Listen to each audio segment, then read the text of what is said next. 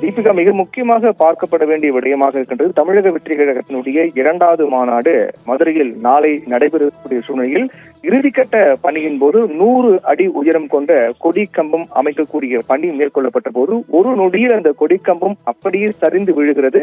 விழுந்த இடத்தில் மனிதர்கள் யாரும் இல்லாத காரணத்தால் உயிர் சேதம் தவிர்க்கப்பட்டாலும் கூட ஒரு காரின் மீது செங்குத்தாக விழுந்து கார் நொறுங்கி இருக்கிறது. இதனால் கார் முற்றிலுமாக சேதமடைந்திருக்கிறது. இது எப்படி விழுந்தது? பொதுவாக இதுபோன்ற கட்சியினர் மாநாட்டு பணிகள் மேற்கொள்ளப்படும் போது கொடியேற்றக்கூடிய வகையில், கட்சியின் தலைவர் கொடியேற்றக்கூடிய வகையில் அந்த கொடி கம்பம் என்பது அமைக்கப்பட்டு வருகிறது.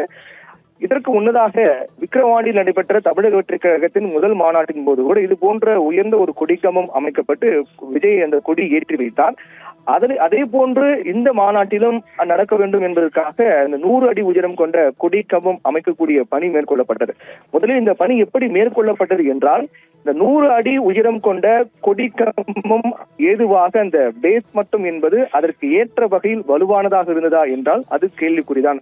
அங்கிருந்து நம்முடைய செய்தியாளர் வழங்கக்கூடிய தகவலை அடிப்படையாக பார்க்கும் போது நம்முடைய செய்தியாளர் அங்கு சென்று முழுவதுமாக கள ஆய்வு செய்து அந்த கொடிக்கம்பம் தாங்கக்கூடிய பேஸ் மட்டத்தினுடைய வலு எப்படி இருக்கின்றது, கொடிக்கம்பம் நடும்போது என்ன நடந்தது, அது எப்படி விழுந்தது உள்ளிட்ட பல தகவல்களை அங்கிருந்து சேகரித்து வழங்கியிருக்கிறார். அந்த அடிப்படையில் பார்க்கும்போது முதலில் பார்க்கப்பட வேண்டிய விடயம் என்னவென்றால், 100 அடி உயரம் கொண்ட கொடிக்கம்பம் அமைக்கப்படுவதற்கான பேஸ் மட்டம் என்பது வலுமிக்கதாக இல்லை. அதாவது ஒரு சிறிய அளவிலான பேஸ் மட்டமாக தான் கான்கிரீட்டாக அது போடப்பட்டிருக்கிறது.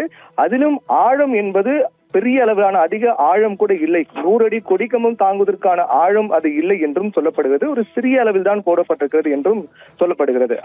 அதைத் தொடர்ந்து மிக முக்கியமாக பார்க்கப்பட வேண்டியது என்னவென்றால், 100 அடி உயரம் கொண்ட கொடிக்கம்பத்தை நடும்போது ஒரே ஒரு கிரேன் மட்டுமே பயன்படுத்தப்பட்டிருக்கிறது. இன்னொரு மாற்று கிரேனும் அதனுடன் அருகில் அதோடு பயன்படுத்தப்பட்டிருந்தால் இந்த அசம்பாவிதம் என்பது தவிர்க்கப்பட்டிருக்கலாம் என்றும் சொல்லப்படுகிறது. 100 அடி கொடி கம்பம் அந்த கான்கிரீட் பேஸ் மட்டும் வலுவாக இல்லாத சூழ்நிலையில் அந்த பேஸ் மட்டத்தில் 100 அடி கொடி கம்பத்தை நிறுத்தும் போது, கிரேன் உதவியோடு அது நிறுத்தப்படும் போது கிரேனில் இணைக்கப்பட்ட அந்த பெல்ட், கிரேன் மற்றும் அந்த கொடிக்கம்பத்தோடு இணைக்கப்பட்ட பெல்ட் என்பது அருந்திருக்கிறது. அந்த அருந்தவுடன் தான் அந்த கொடிக்கம்பம் என்பது அப்படியே சாய்ந்திருக்கிறது. அந்த பொறுத்தவரை இணைப்பு துண்டிக்கும் போது அதற்கு முன்னதாக இருக்கக்கூடிய நெட் போல்டு பொறுத்தவரையில் ஒரு 3 போல்டு நெட்டோடு இணைக்கப்பட்டிருக்கிறது. அதை தமிழக வெற்றி கழகத்தினுடைய பொதுச் செயலாளர் புசி ஆனந்த் அதை தொடங்கி வைத்திருக்கிறார். ஒரு போல்ட் மட்டும் போட்டிருக்கிறார். மற்ற நிர்வாகிகள் எல்லாம் 2-3 போல்ட் போட்டிருக்கிறார்கள். 3 போல்ட் போட்டு அதை டைட் செய்திருக்கிறார்கள். அந்த 3 போல்ட் போட்டவுடன் மற்ற அனைவரும் புசி ஆனந்த் பின்னாலே சென்றிருக்கிறார்கள். அதை தொடங்கி வைத்து விட்டு அவர் சென்றிருக்கிறார். புசி ஆனந்த் அந்த போல்ட் போட்டு விட்டு அதற்கு பிறகு அவர் சென்றிருக்கிறார். அப்போது காற்றின் வேகம் என்பது அதிகமாக இருந்திருக்கிறது. காற்றின் வேகத்தாலும் 100 அடி கொடிக்கம்பத்தை 3 போல்ட் மட்டுமே போட்டிருந்த காரணத்தாலும் கொடிக்கம்பம் அப்படியே சாய தொடங்கி இருக்கிறது. அது சாய தொடங்கும் போது அதனுடைய எடையை தாக்கு பிடிக்க முடியாமல் கிரேனோடு இணைக்கப்பட்ட பெல்ட் என்பது அருகிறது. அது அருந்த பிறகுதான் அந்த கொடிக்கம்பம் அப்படியே முழுவதுமாக சாய்கிறது. அதை கட்டுப்படுத்த முடியாமல், தடுக்க முடியாமல் நிர்வாகிகள் அனைவரும் கீழே இருக்கக்கூடியவெல்லாம் பதறி போறார்கள். உடனடியாக அங்க இருக்கலாம் துறையில் ஓடுகிறார்கள். அப்போது அந்த கொடிக்கம்பம் அப்படியே சாய்ந்து அருகே இருக்கக்கூடிய அந்த காரின் மீது விழுகிறது. அதுக்கு அருகே மற்றொரு காரும் இருக்கிறது. அந்த காரின் மீது விழுந்து கார் முற்றிலுமாக சேதம் அடைகிறது. இது முழுக்க இந்த அசம்பாவிதத்திற்கான காரணத்தை பொறுத்தவரையில் முதல் காரணம் என்பது கொடிக்கம்பம் தாங்கக்கூடிய பேஸ் மட்டம் என்பது வலுவாக இல்லை என்பது முதல் காரணமாக சொல்லப்படுகிறது. 2வது காரணம், அந்த பேஸ் மட்டத்தோடு அந்த கான்கிரீட் பேஸ் மட்டத்தின் மேல் அந்த கொடிக்கம்பம் நிறுத்தப்பட்ட போது உடனடியாக இருக்க வேண்டும். ஆனால் ஒவ்வொன்றாக புசியானது 1 போட்டு தொடங்கி வச்சிருக்கிறார். அதற்கு பிறகு 2 போல்ட் போடப்பட்டிருக்கிறது. மற்றதெல்லாம் யாரும் போடாமல் புசியானது பின்னாலே சென்றிருக்கிறார்கள். அவர் தொடங்கி வைத்து விட்டு சென்றிருக்கிறார். அப்போது அது போடுவதற்கு முன்பாகவே அதனுடைய பாரம் தாங்காமல் அது காற்றில் அசைய தொடங்கிய போது அதை இறுக்கமாக தாங்கி பிடிக்க வேண்டிய கிரேனுடைய பெல்ட் என்பது அருந்துகிறது. அது அருந்தவுடனாக உடனடியாக அந்த கொடிக்கம்பம் அப்படியே சாய்கிறது. இப்படி ஒன்றன் பின் ஒன்றாக சில தவறுகள் நடந்திருக்கிறது. அந்த தவறுகள் காரணமாக தான் இந்த கொடிக்கம்பம் அப்படியே சரிந்து விழுந்திருக்கிறது. இதற்கு அடுத்த கட்டமாக என்ன நடக்கும் என்பதை பொறுத்தவரையில் பார்த்தோம் என்றால், விழுந்த கொடிக்கம்பம் என்பது முற்றிலுமாக சேதம் அடைந்திருக்கிறது. அந்த காட்சியை நாம் பார்க்கலாம். கொடிக்கம்பம் கீழே விழுந்தவுடன் அதனுடைய அந்த முனைப்பகுதி என்பது அப்படியே பெண்டாகிறது, அது வளைகிறது. அப்படி இருக்கக்கூடிய சூழ்நிலையில் அது கொடிக்கம்பம் சேதமடைந்திருக்கக்கூடிய காரணத்தால் மீண்டும் அந்த கொடிக்கம்பத்தை பயன்படுத்த முடியாது ஒன்று. இரண்டாவது, மாற்று கொடிக்கம்பம் கொண்டு வந்து பயன்படுத்தலாமா என்ற ஒரு கேள்வி வரும்போது அந்த பேஸ் மட்டும் கொடிக்கம்பத்தை தாங்கக்கூடிய கான்கிரீட் பேஸ் மட்டும் என்பதும் சேதமாக இருக்கிறது. அதனுடைய அந்த கான்கிரீட்டோடு இணைக்கப்பட்ட அந்த கொடியை தாங்கக்கூடிய அந்த நெட் போல்ட் என்பது அனைத்தும் வளைந்திருக்கிறது.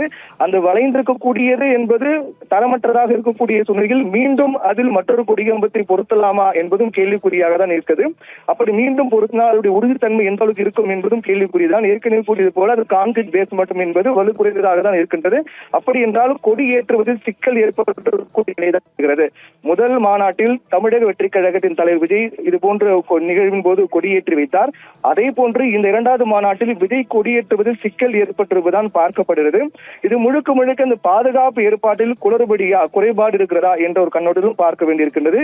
என்றால் 100 அடி உயரம் கொண்ட கொடிக்கம்பத்தை அதை நிறுவல் செய்து அதன் கொடியேற்றக்கூடிய நிகழ்வு நடைபெறும் போது அதன் அருகே லட்சக்கணக்கான மக்கள் இருப்பார்கள். ஒருவேளை ஒரு சிறிய பாதுகாப்பு குறைபாடு ஏற்பட்டிருந்தாலும் கூட அந்த கொடிக்கம்பம் சாய்ந்தால் மிகப்பெரிய அசம்பாவிதம் ஏற்பட்டிருக்கும். அதனால் அந்த கொடிக்கம்பம் நிறுவப்படக்கூடிய பணி என்பது மிகவும் கவனமாக ஜாக்கிரதையாக மேற்கொள்ளப்பட வேண்டும். அதை தாங்கக்கூடிய அந்த அடிமட்டம் பேஸ் மட்டம் என்று சொல்லக்கூடிய அந்த கான்கிரீட் பேஸ் மட்டம் என்பது மிக வலுவாக இருக்க வேண்டும். அதில் ஏதேனும் ஒரு சிறு குறைபாடு ஏற்பட்டாலும் கூட மிகப்பெரிய அசம்பாவிதம் ஏற்படும். அந்த குறைபாடின் காரணமாக தான், பாதுகாப்பு ஏற்பாட்டில் ஏற்பட்ட குறைபாடு காரணமாக தான் இந்த ஒரு அசம்பாவிதம் என்பது ஏற்பட்டிருக்கிறது. கொடிக்கம்பம் அப்படியே சாய்ந்து விழுந்திருக்கிறது. நல்ல வேளையாக அது மிக 2-3 போல்ட் போட்டு டைட் செய்யப்பட்டிருந்த காரணத்தால் அது மெதுவாக சாய்கிறது. ஒருவேளை வேகமாக சாய்ந்திருந்தாலும் கூட இன்னும் அசம்பாவிதம் அதிகமாக இருக்கும். மெதுவாக சாய்ந்த காரணத்தால் அது காரின் மீது மட்டுமே விழுந்து கார் சேதமாக இருக்கிறது. நல்ல வேளையாக அந்த காரில் யாரும் இல்லை. அந்த காரில் ஒருவேளை யாராவது இருந்திருந்தாலும் கூட கொடிக்கம்பம் சாய்வது உள்ளிருப்பவர்கள் தெரியாத நிலைதான் இருந்திருக்கும். அது மிகப்பெரிய அசம்பாவிதத்துக்கு வழிவகுத்திருக்கும். நல்ல வேளையாக காரில் யாரும் இல்லை. தலைக்கு தலைப்பாகையோடு போய்விட்டது என்பது போன்று காரின் மீது மட்டுமே விழுந்து கார் மட்டுமே தற்போது சேதமாக இருக்கிறது. அடுத்த கட்டமாக இது போன்ற பணிகளை மேற்கொள்ளும் போது பாதுகாப்பு ஏற்பாட்டில் கடுகளவு கூட குறைபாடு இருக்கக்கூடாது என்பதுதான் அனைவருடைய கோரிக்கையாக இருக்கின்றது. தீபிகா, விரிவான தகவல்களுக்கு நன்றி பிரவீன்குமார்.